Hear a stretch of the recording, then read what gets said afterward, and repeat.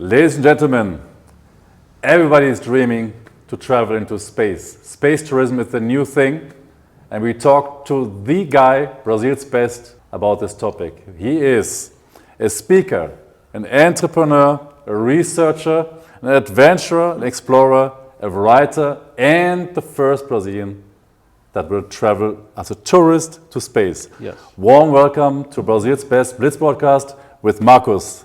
I'm so happy to have you on the show. Great to have you here. Thank you very much to be here with you. It's a pleasure. Nice to stay here and talk about space and adventures, of course. We have a friend in common. Marcos is a a partner of the Instituto Marcos Pontes, our ambassador, our ambassador for Brazil's best in the category science and technology. You have all seen him, our first astronaut from Brazil. And in your role as a representative of Marcos, as a consultant of Marcos Pontes, you, Marcos, are also a consultant of a very famous guy called Richard Branson. Yes. So can you tell us how this happened? Yes. Well, Richard Branson actually is my boss because he's an owner of CEO of Virgin Group. However, he has a Virgin Galactic company, and this Virgin Galactic company, we have a partnership with him. So Marcos Pontes know Richard Branson, and I work in a commercial partnership with Richard Branson, Virgin Galactic, selling spaceships to the Brazilian people. Wow. And if you noticed on this spacesuit, you can see here, Christian, you can Google in here. This is a gift that I received from Richard Branson for the first test flight of his Spaceship 2 called Unity. When he goes to the space, he brings this patch for me directly from the space because, Marcos, you are going to space with this spaceship, so that's a gift to go to the space to give lucky for you. As a private aviator, I know, and we met in aviation events, we know as aviators how, let's say, much requirements you have until you can fly. How is it with space tourism? How is the way? How do you get there? Well, my life, I made some trainings, and it's very common for everyone who wants to go to space, needs to training with G-force. That is very important because in a rocket, you can take like 3,000 kilometers an hour. Wow. Maybe in 80 seconds. That is too much high. And if you make some training in fighter jets, that is very important for you to understand the energy of the power of the rocket. So I go to Russia and made some trainings. And here in Brazil, that we represent Virgin, we combine these trainings for the people who are interested to go to space too. So I myself made this training with the Russians, and 2 weeks ago I was in California training another guy in a subsonic flight. Wow. So everything depends of which money we intend to spend, because you can have a high training with a lot of energy in a supersonic flight, but 1 hour is too much money. So 30 minutes is my limit, no problem. So that's our company works. You can training with your limits and human limits and financial limits too, because this is very important for you. Sure. But we have the zero-G flight is very important because in zero-G, that is a common airplane that you fly many times, but you don't have desks, chairs, and anything, just floor.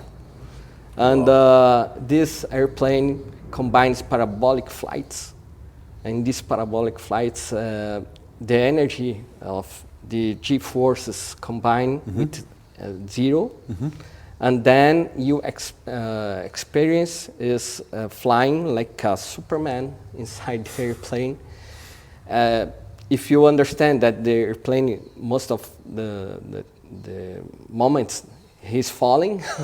Sure. But in this moment, can imagine you are floating without ocean, water. You are floating there.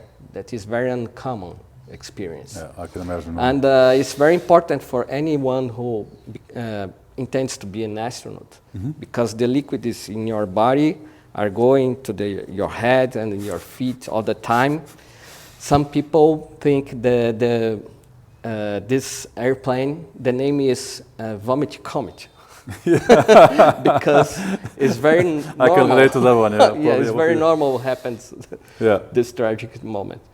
But if you go there and a very happy moment for you, okay, you could be an astronaut.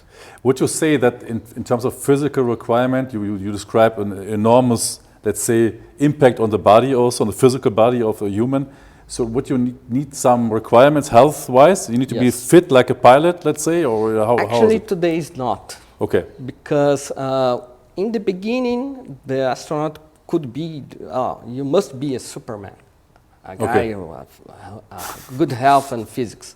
Yeah. But today we can see a lot of people like, how is the name of the guy, the Star Trek commander? Yeah. In the movie, Yeah. he has now 90 years old. Okay. And he goes to space 1 year ago. And he proves that today the space is possible for anyone. So there's hope for everybody. That's a good topic. Yeah. For the moment, the dogma would be that what you offer is a service for the billionaire, maybe millionaire club, right? And it probably it's for the moment true. If you look at the price tags, we can talk about it a bit. How do you see this democratizing, and how you see this becoming a mass tourism? Well, this is great that you asking, because we need more people interested. So we are trying to create a demand for that. That's why if you have an option that, okay, I want to pay and go there and have this experience, this fantastic, amazing experience. So this is increase all the industry around, the structure, the logistic, and the composites, the fuel, everything that needs to support many people going to space, experience like that. So it's important this industry open to everyone who interested about. Great. Do you see limits? If you look at this space exploration, for me as a, let's say, an outsider view, we went to the moon, now we go back to the moon, now we want to go to Mars. Is there any limits of human space exploration? I hope no limits. Well, it's a historic moment. Yesterday I was watching Orion around the moon for the first time in many years, 50 years since the Apollo mission. So we can see now we restart this industry that is very powerful. And for the human being, that is the new for everyone. Because now there are people, private, that is paying for do this two ways around the moon. Sure. Yeah, that is very unusual. Sure. But today is possible. SpaceX sell for one guy, Japanese man, entrepreneur, and he pays a lot of money. I don't know how much, but now he's going to the moon and carrying eight persons. And he made a prize for people he was trying to choose to go with him. Poetic, some people, a player, of music player, some people that you'll never understand these people are going to space. Sure. So he thinks on this option. I will show to everyone could go to space at these days. Brazilian aviation and more so the Brazilian aerospace industry is really growing. There's a lot of things going on. Can you give us a bit of an overview? What else is going on in the industry? Yeah, now we have an important step because Marcos Pontes was Minister of Science in Brazil since 4 years ago, and he changes a lot of things that stop these amazing possibilities here in Brazil. So was very good for us. And now we have a lot of partnerships with a lot of players in this industry, and we are changing a lot of things here. Now we have Alcântara, that is the best place who have in the planet to launch rockets, because it's very close to the equator line. Okay. This strategic place is very important because you can imagine the Earth. So this is like an elastic push for the rockets. Okay. You can understand that? Yeah, I understand that. So because that you don't need enough so much fuel to go to space. So this money is important because in this industry the fuel is very high, expensive. So that's very important, and Marcos Pontes introduced Alcântara in this scenario for the Brazilian industry. You mentioned the cost of space exploration, right? And that brings us to the next topic. Elon Musk found a way to make reuse rockets. Yes. And he was recently here in Brazil, you know that. What is his game plan to Brazil? How you see this, his venture here? Well, actually, he was working with 5G, the telecommunication minister here. And also, he was trying to open the internet for many schools in Brazil. It's like 5,000 schools, public schools now have free internet. That was amazing help for Brazilian poor people. And also we have an agreement for the Amazonia to protect Amazonia too. So I think he made a lot of good things to Brazilian people, this partnership. And I know him himself in a lecture in California. Wow. And at that moment was great because I made some researches on Arizona desert, and he is my partner at that moment. And this was in 2013, and at that time he not so famous because he doesn't have any rocket in the skies yet. But now you see what he can do. So it's amazing. It's amazing what he. We never talked about what our ambassador Marcos Pontes, his company, his institute, Astronauta Marcos Pontes, actually is doing, despite or aside from all the education investments. And you are realizing dreams for people. Yes. For example, one of the services is CASA flight or military jet flights. Yes. Maybe can you explain a bit how it was for you to fly and how people can participate? Wow, I love this because if you watch the Tom Cruise, the movie, Top Gun, very famous. Everyone who watched this movie thinks, oh, maybe someday I will go in a supersonic flight and these things. And we offer that for Brazilian people. And we have a lot of partnerships around the world, and USA and Germany and Prague in Czech Republic, Russia. Wow! So I experienced myself this very amazing experience in MiG-29.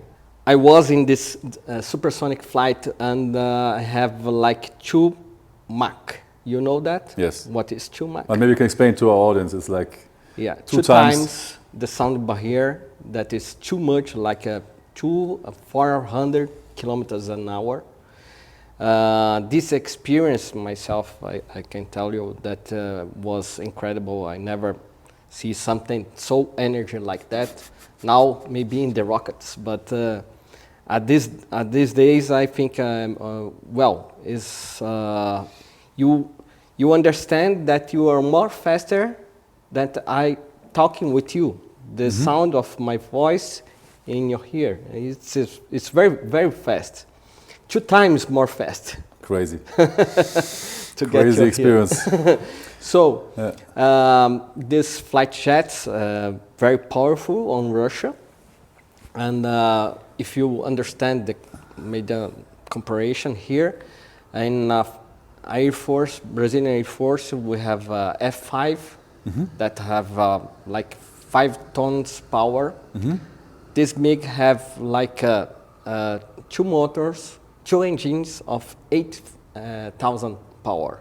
So it's very powerful than the flights, the airplanes, jets, and use in the Air Force here in Brazil.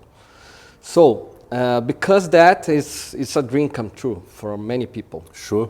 You can go there and sit on the chair and the experience with a mask, a helmet, everything that the jet pilots use. Yeah. Feel the speed, very high speed, and go to the altitudes, very amazing. If you think about the sky, when you see the blue, you can go most higher than that. You can go to the stratosphere when the sky blue is on the like the floor. You can see in the window the blue in the floor. So that's you probably are the closest what we can do before space tourism, right? Yeah, you can feel like space tourism because you can see the sky is black. You are flying in a black sky, and you can see the sun shining in a black sky. That is, wow, you can't understand this image. For the first time that I saw, I think it was the moon, but I feel the hot of the sun on my mind, on my mask, and I feel, no, it's impossible. It's not the moon. It's the sun. The sun shining in a blue sky, in a black sky. So it's an amazing experience. Sure. And we offer to everyone who are interested. So sold, how much is it? Wow. At these days, it's like 20,000 euros or maybe 30,000 with hotels and guides and airplane to go to get in Moscow. And that includes a training probably, no? There must be some limited training at least, no? Because you're co-piloting, you're not piloting, so you can more relax because you have an experienced pilot taking the job. Yes, he has like a 4,000 hours sure. piloting this type of jet. So but how much time, preparation time does it take? Let's say if somebody wants to book it. This experience could be 1 hour, could be 30 minutes. But before that, you have like 2 or 3 hours in briefing. And also, Marcos Palhares help in this briefing here in Brazil before you go to the Moscow or California or any place that you go to in this jet. Okay. So this is to offer the security that you need to go in an incredible machine like that, because it's very powerful, it's very different for everything that you saw in your life. Lifetime experience, no? With the first astronaut from Brazil, Marcos Palhares, given the briefing and personally. Yes. I definitely will check that out once. I will talk to my wife. No? Yes, Marcos Palhares was it's a matter of priorities, right? That's a problem. But Marcos Palhares was a jet pilot in many years ago of AMX. That is a subsonic jet made for Embraer here in Brazil. Now you have your cardápio, your menu, no? Reads like let's say, the bucket list, no? A lot of things. If you want to see the green lights of Aurora, no? Or there's a lot of nice travels. Which of the menu you would like to highlight? There's a lot of things to discuss, but let's say pick 2 or 3 more you would like to highlight. I think you have to do the GRG flight. Okay. It's very important, the GRG flight, and like I told you, this fighter jet. Now you have a stratospheric balloon. Wow. That is amazing too, because if you don't like so many energy in your body, acting in your body, you can go in a small balloon. So you go inside a capsule, and a huge balloon. You go to the stratosphere, and you spend more hours there, seeing the view, the amazing view of. So the same height, more or less, than the stratosphere flight. Actually, more higher than the jet, because the jet goes like 20, 25 kilometers. The balloon reached the 30 kilometers. It's 30,000 meters. So you can see the same view, but for another perspective, because you are sitting very relaxed and taking with a juice in your everything. You have a bedroom, so it's very. You can do actually you can marriage on the. That sounds like a romantic, let's say, yes. honeymoon trip, right? Make a party because for this special capsule, couples, yeah. Yes, this capsule you can go with more 5 persons. You have seats. Does a film team fit on the machine? Yeah, calls Neptune. No, how many people fit? 5, right? 6 with you. So we are Christian. No? We definitely will check that out one day together with the film team. Huh? And 6 hours experience. Wow. And 3 hours maybe to go and stay around and see this amazing view that you can't. You will remember for all life. If I'm not mistaken, if you calculate into feet, it would be 3 times higher than a commercial airplane, right? Yes. More or less. Yes. That must be quite a view. Yeah, and it's quite a view. So quite a view. No doubt, no doubt. Let's go a bit to your mysterious side. Let's say approximately 10 years ago, you were the first Brazilian discovering for Brazil the so-called Area 51. 51 area, yes. Yeah. Most of the people are very interested in 51 area. 10 years ago, I remember, 51 area is not a place that you find so easily. You have to have some coordinates. Mm-hmm. And the GPS not working at that area. So it's very important that you have coordinates. I was very intended to go there and to find this area, because when I was a child, I loved to read some about aliens and these things, everything about the space. And maybe when I was very close to Las Vegas, I can go there and find myself. And I make a movie. This movie I put on the YouTube. YouTube was in the beginning at that time. We will link this in the description box, yes. That people want to. And I remember when I put the way to get in the 51 area.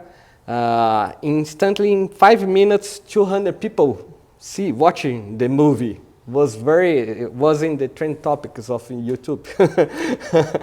And I received a lot of emails. I was watching my computer, and I don't understand what's happened, because I received a lot of emails. Like the numbers are changing a lot, very fast, and I feel, maybe the federals find me, they are punish me because I was in 51 area, and it's impossible to get there.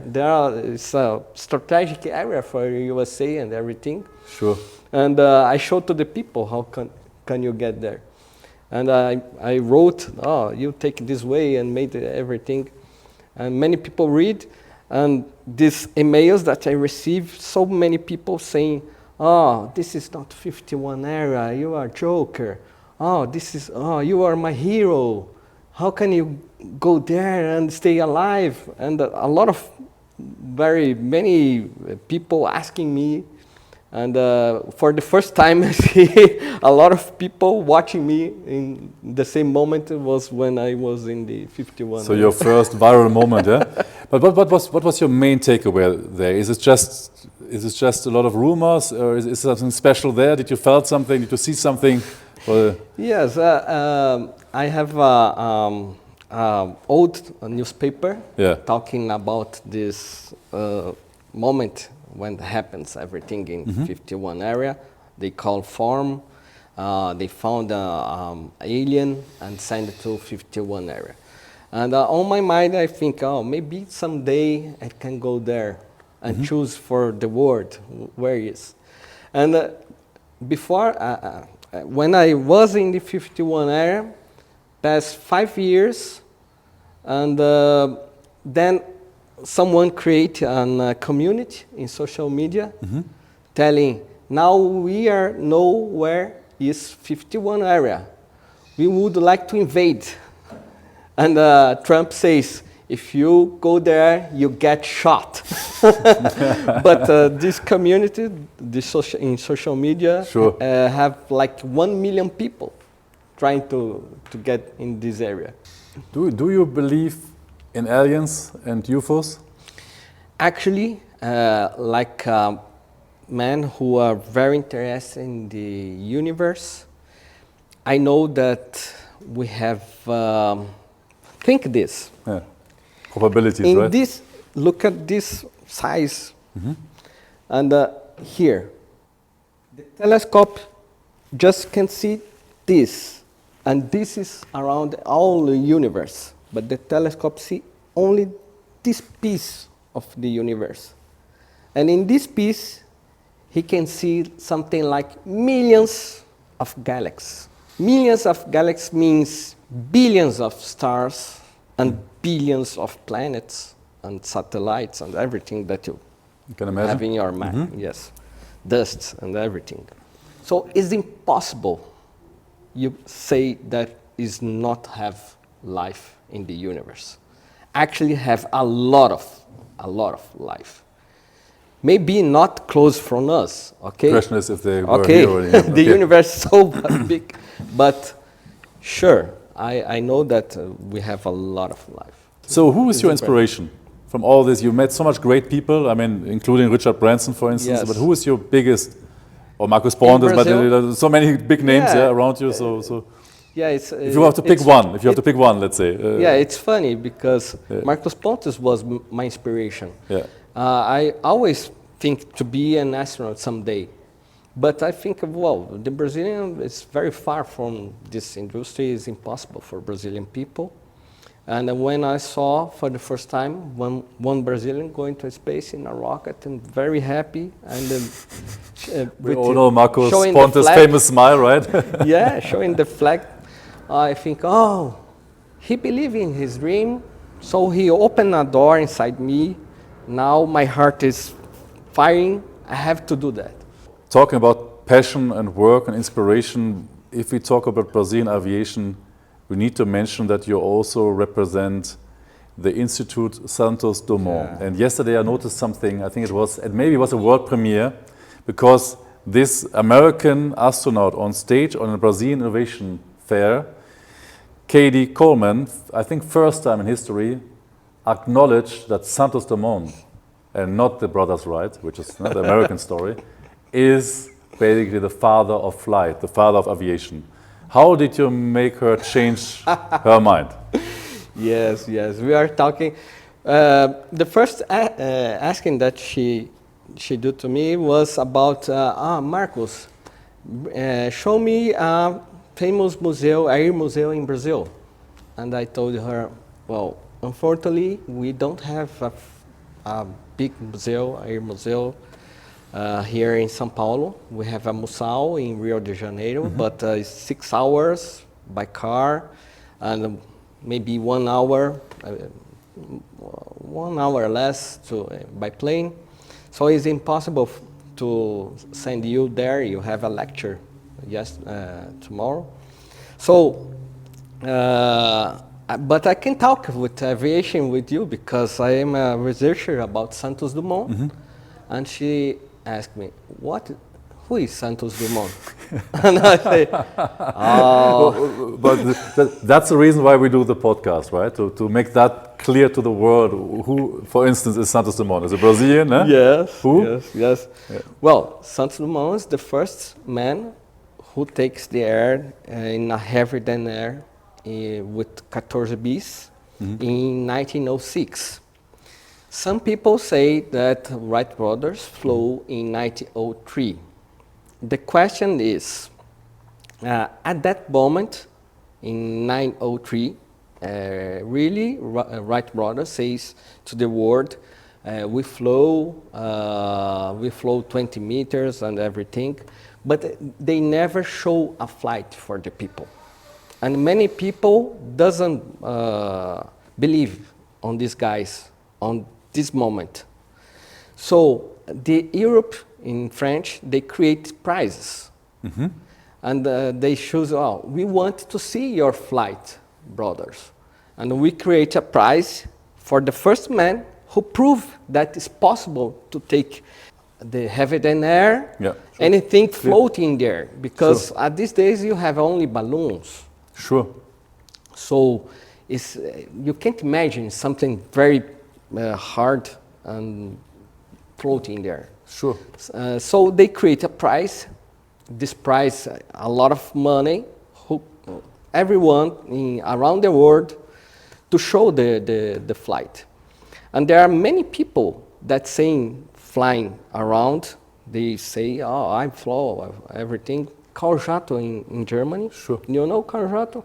Tell us about him. Carl Jato was one of the guys who says, I'm flew in 1903. But you don't have photographs, you don't have a biography of nothing about this.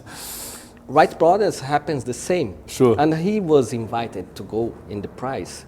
Please, show to the people. Sure. And the Prove American government at this moment says, if you have this machine, I will pay a price. You just show me your machine, I will pay you.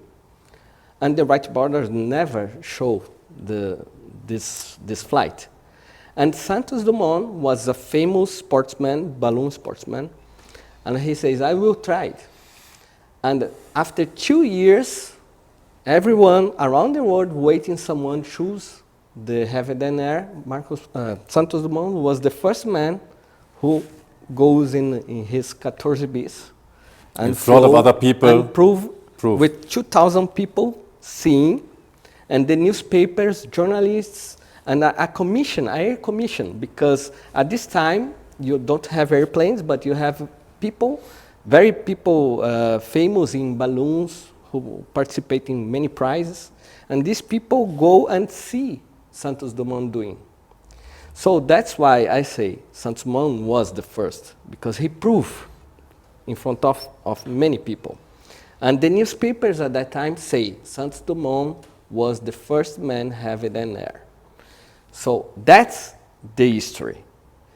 1903 is another history. It's like a narrative because you don't have proofs. Is this one of the main missions that you see for your institute, Santos Dumont, or what is let's say, the main purpose of your institute? Yeah, our purpose think that when I was in Smithsonian Museum, Air Museum in Washington D.C., is the biggest air museum in the world, and talk about aviation and space. You can find Santos Dumont in a little photograph this size. He was the first to fly in Europe. And when I watch this, I feel I have this mission. I have to introduce Santos Dumont to the world. Because one thing that the Americans are very, very good is to promote their history, their culture, their politicians, and everything. They are a power in the planet. Everyone knows that.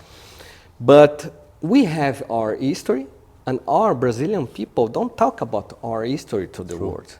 So my mission is to introduce Santos Dumont to the world, because people have to notice what happens in 1906.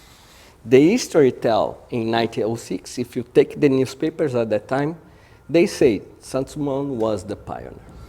And he was the first to create the navigation air, because everyone have balloon, and he introduced the engine in the balloon for the first time, and put the propellers and everything, and the people say, you are crazy.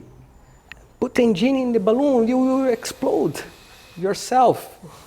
That is very dangerous. And like I told you, Dumont was an idealist. He was a mechanic, an inventor, very smart guy. And he Watch, right? Yes. And he says, don't worry, I know that I'm doing. I use balloons 2,000 times, so I understand what is dangerous and what is not dangerous for that. And he introduced the engine in the balloon, so he can go with the balloon in any area in Paris. Sometimes he goes to the restaurant, from his house to the restaurant. Think that nowadays days you can do that. You never see that. Oh, I would like to go to the restaurant. Take a balloon here and launch from his house, and goes to the restaurant, take a coffee, and take the balloon again and return to your house. You never see that these days. And he do that in 1906, 1903, 1901. He's very famous at that time. So this guy was the perfect guy who understands how can I make it. And it's my proof of concept for the whole show, because he proves that we all talk about made in Germany, which is by the way also an interesting label. Made in Germany engineering, we talk about maybe the Japanese, maybe the US, no? But Brazilian engineer is world class, and it was an inventor and engineer, right? He was incredible, no? And was the first of his kind. There's many more stories to tell. I would say this. How about we invite you again next time in your studio, because there's so much more stories. I can see that there's more. You very much. You're full of Brazil's best stories. But I think it was a great overview for our audience about you, about what all this incredible, rich Brazil's best story case that you have. And I would say that was a good start, and we do another one, right? And maybe one day we do one almost in outer space in a stratosphere balloon. That would be a nice show, right? How about that? Thanks so much for having the time with you. Like I tell to everyone, the sky is not the limit. That's it. That's my saying too. That's a great ending word. Be blessed, be blitzed. Until next time, guys. Thank you so much. See you guys.